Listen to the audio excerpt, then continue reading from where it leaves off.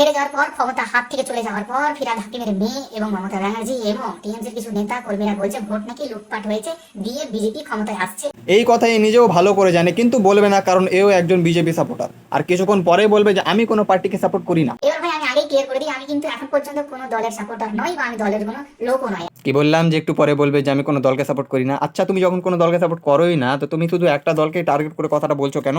আর কোন এমন দুধে ধোয়া দল আছে, সত্যবাদী দল আছে, নিজের ভোট বাঁচানোর জন্য, নিজের সিট বাঁচানোর জন্য রাজনীতি করে না? আমি আগেই ক্লিয়ার করে দিই, আমি কিন্তু এখন পর্যন্ত কোনো দলের সাপোর্টার নই। আজকে আমাদের রতুয়া 1 নম্বর 2 নম্বর শ্রীপুর যতগুলো তোমার ব্লকের আন্ডারে যেখানে যেখানে বুথ ছিল, প্রতিটা জায়গাতে টিএমসি লোকরা গুন্ডাগিরি করে বুথ দখল করে তারা মানে ভোট বাক্সকে নিজের দখলে নিয়ে তারপরে তারা নেতা হয়েছে।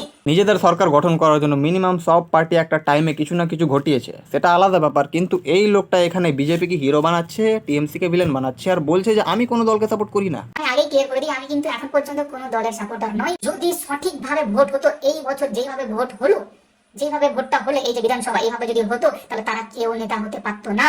মানে এই লোকটার হিসাবে এবারকার ভোট যেটা হয়েছে সেটা একদম ন্যায্যভাবে, একদম সঠিকভাবে হয়েছে। এর আগে যত ভোট হয়েছিল বুথ দখল করে চুরি করে সবাই জিতেছিল। মানে বিজেপি বাদে সবটা দলই চোর।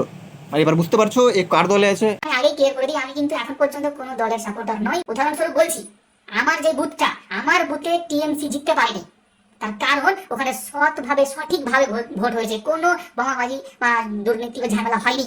মানে এর কথাবার্তা এরকম যে আমি নদীতে সাঁতার কাটতে জানি না, কিন্তু নদীতে নেমে ডুবে গেলাম, তো দোষটা আমার না, দোষটা নদীর, কারণ নদী আমাকে ডুবিয়ে দিল। ওখানে অন্য পার্টি জিতেছে, টিএমসি ওখানে হেরেছে। দলের নাম বলবে না, কারণ তোমরা আবার মনে করো যে বিজেপিকে সাপোর্ট করে।